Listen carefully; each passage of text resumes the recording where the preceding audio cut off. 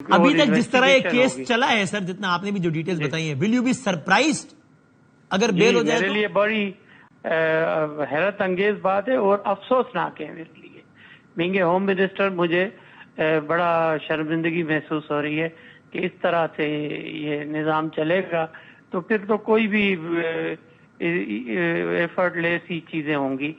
और हम इस लेवल पर गवर्नमेंट का जो होना चाहिए, जो डिसीजन है, उसको ऐसे डिसीव करना, ये जरा सा मुझे खुद आज हैरत हुई है। आज जो भी एक्ट हुआ है पुलिस का, और मैं तो समझता ये हूँ कि आज अगर ये खातून की मेहरबानी है कि ये एस्केप नहीं हुई है, ना इसको कोई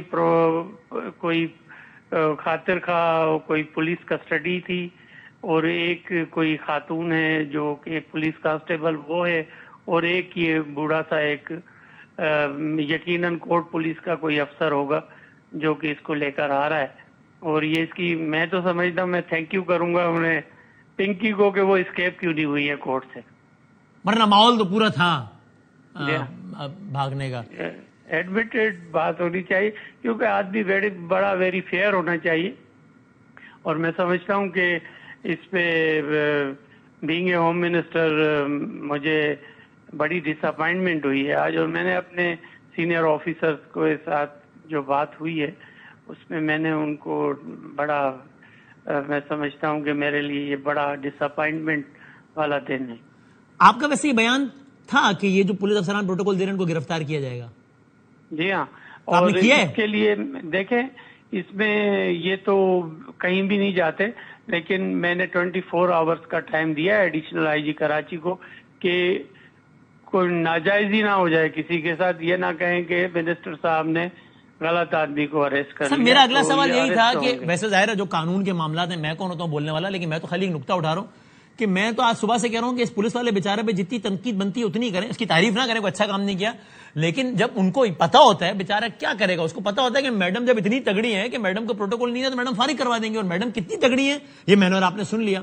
तो इसका मतलब मैडम को जो कॉन्फिडेंस मिल रहा है वो तो सिस्टम से मिल रहा है ना, जिसका तो कहते हैं कि उखाड़ लो भाई, कोई कुछ नहीं बिगाड़ सकता। इसका मतलब सिस्टम में बहुत सारे लोग कॉम्प्रोमाइज है ना मिनिस्टर साहब।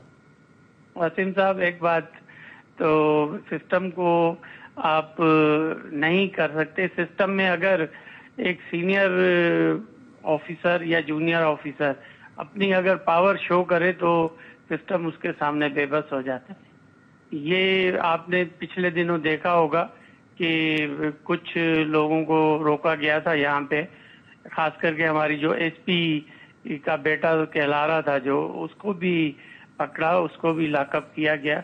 ऐसे कमजोर नहीं है, ये तो बहुत बड़ी कोकेन की डीलर है, बल्कि she is a maker of the cocaine. और मुख्तलिफ ड्रग्स जो हैं उनको ये खुद बनाती है, ये तो चलती फिरती फैक्ट्री बनी हुई है। तो ये तो हो नहीं सकता कि, और हमारी बिल्कुल जो गवर्नमेंट है उसका बिल्कुल एक जो डिसीजन है, या ये समझ लें कि हमारी अपनी एक जहन बना हुआ है कि हमने इस किस्म के ड्रग पेडलर्स को कतई नहीं छोड़ना है।